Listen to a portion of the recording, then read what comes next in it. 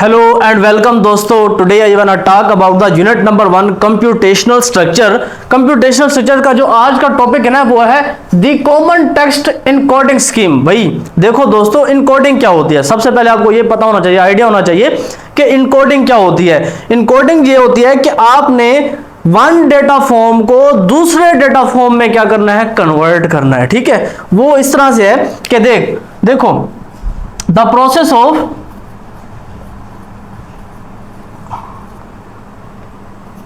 one data form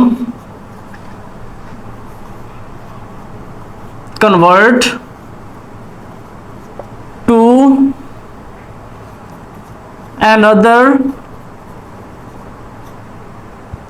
data form। ठीक है, ये एक डेटा फॉर्म से दूसरे डेटा फॉर्म में इसको क्या करना है, आपने कन्वर्ट करना है। तो ये आपकी क्या हो जाती है, इनकोडिंग हो जाती है। एक्चुअल इसकी जो डेफिनेशन है, अब हम देखेंगे कि ये जो कॉमन टेक्स्ट एनकोडिंग है वो है क्या, बेसिकली ये क्यों यूज की जाती है, रीजन क्या है इसकी।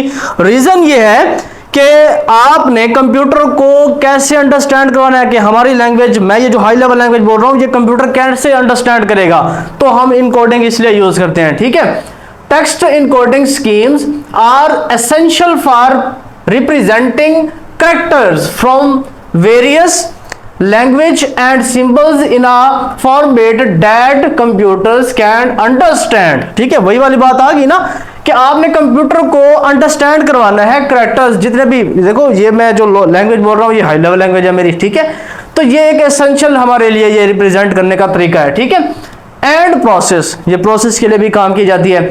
तो वही वाली बात आ गई ना, the process of one data from convert to another data form. ठीक है, इनकोडिंग जो होती है ना वो वन डेटा फॉर्म को दूसरी डेटा फॉर्म में क्या करने के लिए, कन्वर्ट करने के लिए यूज की जाती है। ये जो आपकी इनकोडिंग जो स्कीम है, सबसे पहले जो इसकी वो टाइप आती है वो आती है आस्की कोडिंग स्कीम।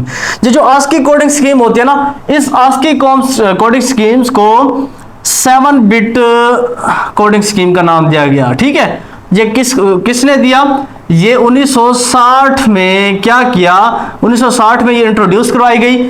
किस इदारे से इंट्रोड्यूस करवाई गई, कौन सा इदारा था, एनसी इदारा था, इंस्टीट्यूट था।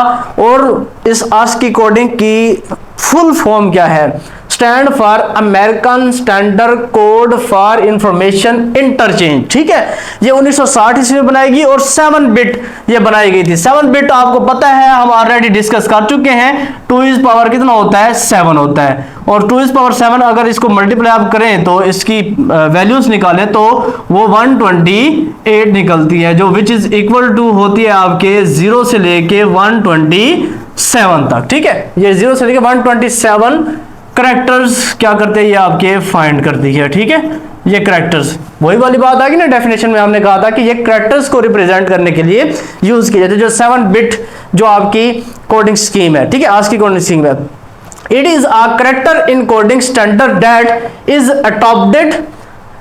adopted for representing in devices such as computer and similar devices that used text। जो कंप्यूटर की डिवाइस है और उसके सिमिलर, आपने देखा होगा कि एआई का दौर आ रहा है, जो सिमिलर है उसके कंप्यूटर के डिवाइसेस हैं, उसके लिए ये टेक्स्ट कोडिंग स्कीम भी यूज की जा रही है। इसके अलावा देखें, द नंबर और symbols are used in ASCII coding scheme 0 to 127। वही वाली बात आ गई, 0 to 127 तक ये क्या किया जाता है, यूज किया जाता है। ठीक है, तो बेसिकली ये जो आस्की जो ये वर्ड है, इसको आप कहते हैं एक्रोनिम। एक्रोनम का मतलब होता है मुखफ़फ़। ये जो मुखफ़फ़ होता है, आस्की जो होती है ना, इसको मुखफ़फ़ को कहते हैं कन्वर्ट। ठीक है, आपने इसका ये नाम सुना होगा, ये इसको तब्दील करने के लिए ना ये चीज क्या की जाती है, यूज की जाती है। मुखफ़फ़ जो है ना, एक्रोनिम का जो वर्ड है आस्की कोडिंग स्कीम है ना, ये यूज किया जाता है। ठीक है, इसकी एग्जांपल अगर हम देखते हैं तो देखें एग्जांपल क्या है। पाकिस्तान एक हमारा जो कंट्री है, Pakistan is our country. Pakistan letters by using ASCII coding scheme with coding value. हमने उसकी पाकिस्तान की कोडिंग वैल्यू देखनी है। आस्की कोडिंग स्कीम में पाकिस्तान एक वर्ड है, ठीक है, पाकिस्तान एक वर्ड है। तो देखिए पाकिस्तान जो वर्ड है, ये देखिए पाकिस्तान है, कैरेक्टर्स हैं। आप पाकिस्तान में कितने वर्ड्स आते हैं, पाकिस्तान के एक वर्ड्स में कितने लेटर्स आते हैं, 1 2 3 4 5 6 7 8 लेटर्स आते हैं। ठीक है, तो ये आपके कैरेक्टर्स हो गए। लेटर पी, देखें आस्की कोडिंग स्कीम में all upper case letters and all lower case letters with special characters, ये सारे के सारे क्या किए जाएंगे, यूज किए जाएंगे। वो टेबल मैं आपको ग्रुप में शेयर कर दूंगा, ठीक है। वो टेबल में उसके all special characters, all upper case lower case letters with special characters, ये सारे की सारी उनकी वैल्यूज आस्की कोडिंग स्कीम में दी हुई है। फिर वो आस्की कोडिंग स्कीम में जब वो आप कन्वर्ट करते हैं तो उसको आपने फिर बाइनरी में भी कन्वर्ट करना होता है, जिससे कंप्यूटर क्या होता है, अंडरस्टैंड करता है, ठीक है। तो देखिए इसको आप फिलहाल देख लें। लेटर पी है, लेटर पी का मतलब होता है ये कैपिटल है। लेटर पी जो है ना हमारा पाकिस्तान का कैसे लिखा जाता है, कैपिटल लिखा जाता है। तो अपर केस मैंने यहां पे लिखा है, अपर केस वैल्यू जो इसकी है ना वो क्या है, 80 है, ठीक है। तो लेटर ए की वैल्यू क्या है, लोअर केस है, ये लोअर केस है, इसकी वैल्यू क्या है 97। लेटर के है, इसकी वैल्यू क्या है, लोअर केस है 107।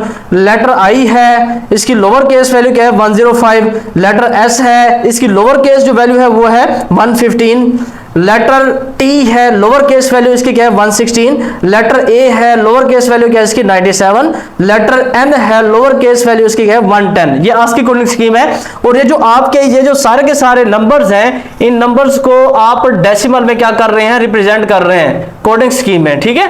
ये डेसिमल वैल्यूज हैं इसकी सारी की सारी। अब डेसिमल वैल्यू हम देख लेते हैं, पी ये अपर केस है, डेसिमल वैल्यू है इस पी की ना, डेसिमल वैल्यू 80 है। वो कहां पे है, आस्की कोडिंग स्कीम के टेबल में 80 है। तो 80 को हम जब क्या करेंगे, बाइनरी में कन्वर्ट करेंगे तो क्या आंसर आएगा, बाइनरी की बेस क्या है 2 2 4 8 0 0 2 10 कितना होता है 20 0 2 2 4 होता है और ये 0 होता है, ये 0 आ गया। 2 10 कितना होता है 20 0, ठीक है।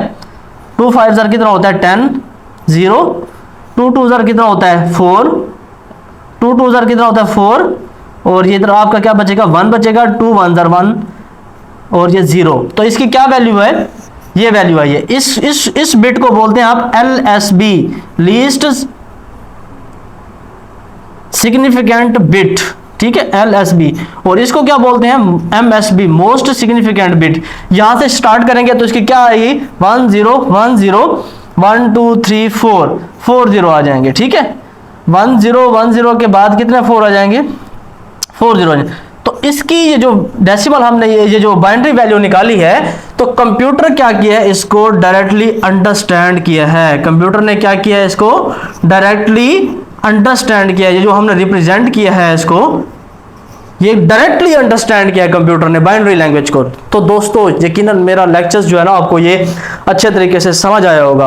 तो देर भी मत करें, लाइक सब्सक्राइब और कमेंट, ये 3 वाले मैजिक आप लाजमी करें। जब आप ये करेंगे तो मुझे और शक्ति मिलेगी, मैं आपके लिए और लेक्चर बनाऊंगा। तो थैंक यू।